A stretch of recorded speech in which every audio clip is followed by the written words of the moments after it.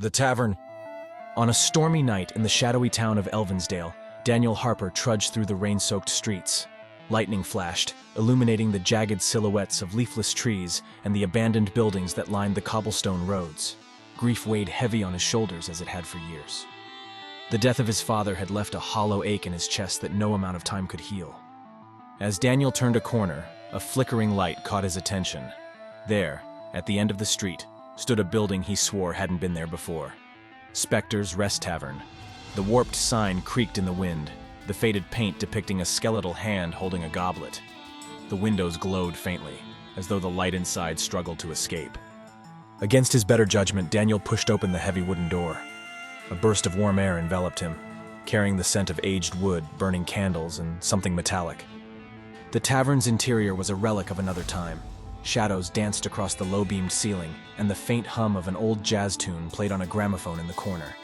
The few patrons seated at tables were eerily still, their faces hidden beneath wide-brimmed hats or shrouded in shadows. Behind the bar stood a gaunt man with a face as pale as moonlight. His eyes were hollow, yet they seemed to see right through Daniel. "Evening," the bartender said, his voice gravelly, as if unused to speaking. "What brings you out on a night like this?" Daniel hesitated before sitting on one of the creaking bar stools. "Looking for something to take the edge off," he muttered. The bartender tilted his head, his thin lips curling into a smile that didn't reach his eyes. "I've got just the thing for a man like you." From beneath the counter, he produced a small, dust-covered bottle.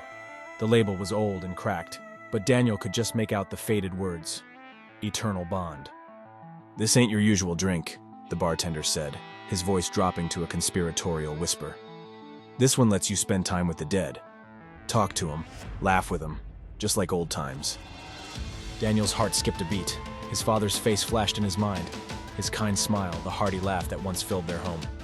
"You're serious?" The bartender nodded slowly. "Dead serious."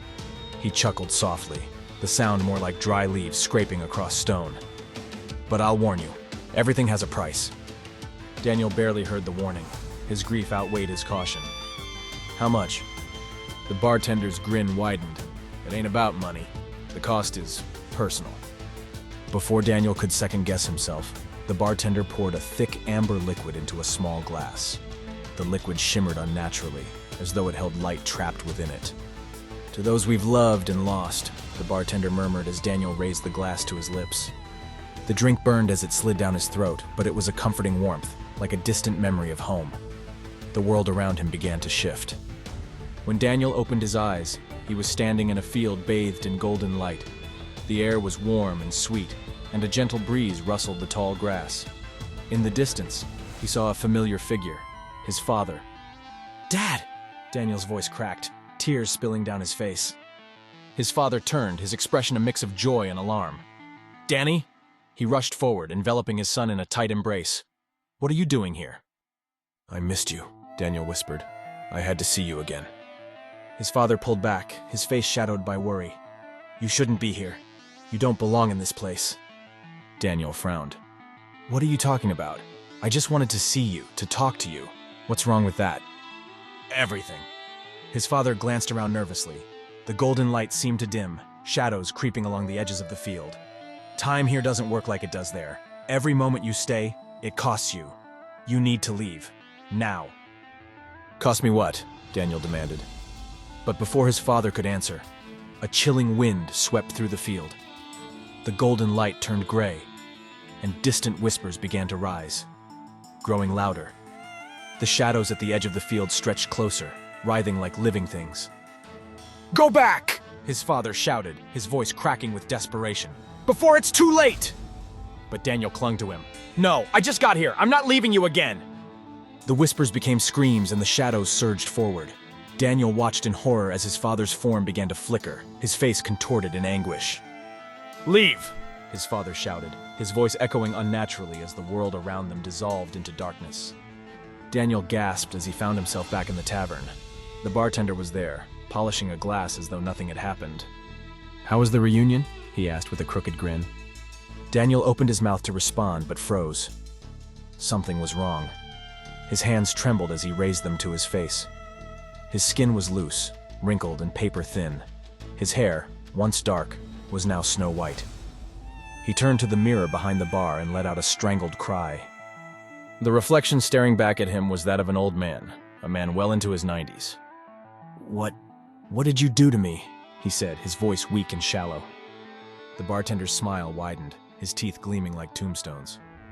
"I didn't do nothing. You chose to stay too long. Every minute with the dead costs you a year in the real world. Guess you overstayed your welcome." Daniel's heart raced, but his body couldn't keep up. He clutched his chest, gasping for air. The other patrons, once still and silent, now turned to face him. Their faces were pale and sunken, their hollow eyes watching him with a mix of pity and resignation. As Daniel collapsed to the floor, his vision dimming, he heard his father's voice once more, faint and sorrowful. "We tried to warn you, Danny. We tried to help." When the townsfolk of Elvinsdale found Daniel's lifeless body the next morning, the Specter's Rest Tavern had vanished, leaving behind nothing but wet cobblestones and the faint smell of smoke. But on stormy nights, when the wind howls through the streets, some say you can still hear the ghostly murmur of voices and the mournful strains of an old jazz tune. Those who hear it know better than to follow the sound, for the price of a drink at the Specter's Rest is far too steep to pay.